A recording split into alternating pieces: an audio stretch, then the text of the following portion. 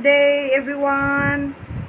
Sa mga gwapa o gwapo kong mga lalabs all over the world, hi po! Na-miss ko kayo guys. 2 days din wala akong upload o nag-live dahil last day na doon kami sa village. Isang araw lang nang kami doon. Maaga kami umalis guys dahil grabing init ngayon. Pag hindi mo agahan, talagang madadadaing ka sa init. Ma-dried fish ang lagay natin. Kaya nagising kami that day nung nakaraang araw. 4:30 ng madaling araw, gising na kami, nag-pray. Tapos nag-ready, nag-breakfast, tapos nag-ready. Mga before 7 AM, lumabas na kami ng bahay guys. Tapos 5 sakay, kasi 5 sakay ang sa mother-in-law ko. Hirap talaga guys, 5 rides. Tapos dumating kami doon sa bahay, mga before 9, nandoon na kami. Kaya alhamdulillah, dumating kami ng maayos, papunta at umuwi din kami ng maayos. Kasi may inaasikaso guys. Yung lupa kasi ng yung lupa ng tatlong magkakapatid na lalaki, ibibenta na yun guys, ibibenta dahil kaso-kaso yun na lupa. Pera ng asawa ko, pinangalanan sa dalawa, so tatlo na ang may-ari noon. Ganoon talaga rice ang rules dito, so we have to follow the rules. Kaya maibenta na daw, so kailangan ng mga papeles namin mag-iina dahil baguhin ang papeles dahil luma na yon, yung papel na yon, yung birth certificate nila na dito sa lugar na ito, may birth certificate sila, baguhin yun. Kaso ang main office, sinarado ang internet, ang server, walang server. Kaya kahapon din, pumunta din kami ng umaga, mga around 10:30, wala pa din. Kaya siguro mga after 2 weeks daw o 1 week, kaya umuwi kami dahil ang hirap doon. Alam nyo na guys na ang hirap mag-stay ng home sweet home talaga guys, diba? Home is sweet home. Kaya 1 night lang kami, umuwi kami kahapon. Ang init, umuwi kami ng siguro natapos kami doon sa opisina dahil pinuntahan uli namin. Kasama namin yung mga dalawang kapatid na lalaki ng asawa ko. Tapos wala nga rin dahil sarado nga, sinarado ang internet server. So umuwi kami mga 12. Grabing init na guys noon dahil alhamdulillah, habang nakasakay kami ng yung bus na, grabing ulan guys, kaya alhamdulillah hindi gaano mainit. Grabing ulan. Tapos nung dumating naman kami sa destinasyon ng bus, mag-bus stop na, muna kami, nagsilong muna kami doon dahil malakas ang ulan. Sumilong kami doon sa may yung tindahan ng mga panlalaki na mga t-shirt, sapatos ng panlalaki. Malaki yun guys, malaki na tindahan, yung store. Kaya sumilong kami doon ng mga around 30 minutes dahil grabe ang lakas ng ulan. 2 sakay pa kami nung nagbaba kami ng bus. May 2 rides pa bago pag-uwi. Kaya matagal kami nakauwi ng bahay dahil nga nag-stay muna kami ng 30 minutes. Tapos nung humupa ng ulan, ayan, nagsumakay kami ng jeep. May jeep sila dito. Tapos after the jeep, yung tricycle naman uli. Yun, pauwi na yun ng bahay. Tapos habang nasa halfway ng daan, yung may problema na naman guys. Yung yung almost halfway na kami pauwi talaga ng bahay. Hindi pwedeng tumuloy ang mga tricycle dahil may yung drainage nasira. Kaya naglakad kami ng mga around 20 minutes yata, naglakad kami.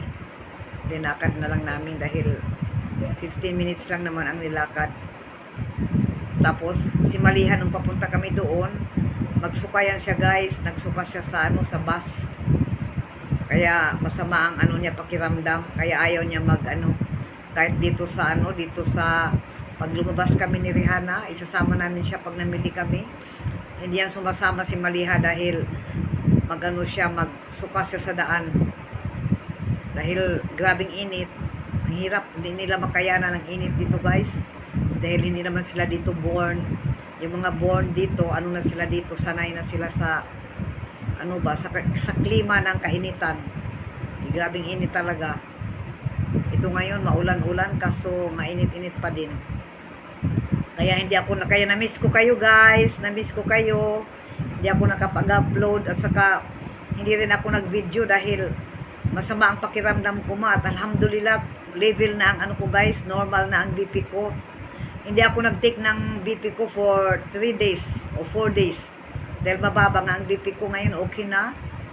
Tapos siguro ano lang yan guys, dahil matagal kami kumain, hindi ko rin alam dahil pag nagkapera magpa-check up tayo guys. Dahil ano nga tayo muna, yung budget lang muna tayo. At saka siguro dahil kumakain kami ng breakfast ng matagal ngayon, kaya siguro bumaba ang BP ko. Kaya ngayon inaaga-agahan na namin, mag-breakfast kami. Kaya ganoon.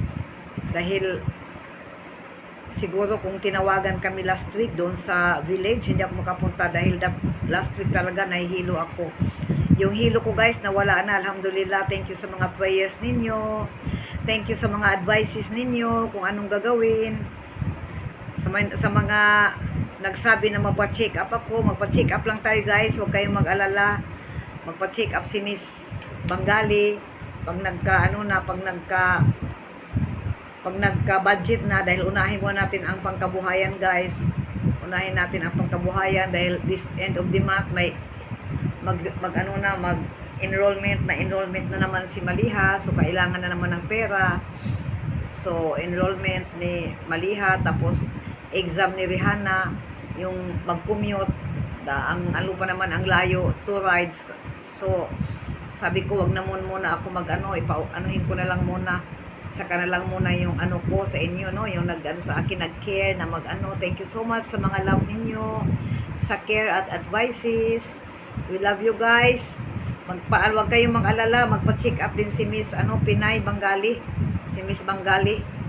Unahin ko muna yung sa mga bata guys, dahil alam nyo, naiyak ako doon sa sa village dahil ang hirap ng walang asawa guys. Talagang kinakaya ko ang obligasyon ng isang lalaki. Ang hirap yung maglakad ng mga papilis.